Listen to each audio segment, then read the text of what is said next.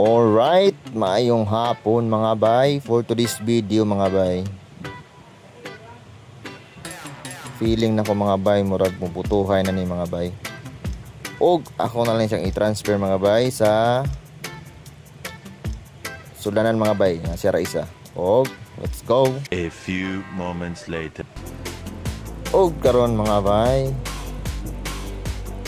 murag blessed jud kayo mga bay nyo, kay murag ubay yun yung anak mga bay. Magdaghan niyang gianak mga bay, oh.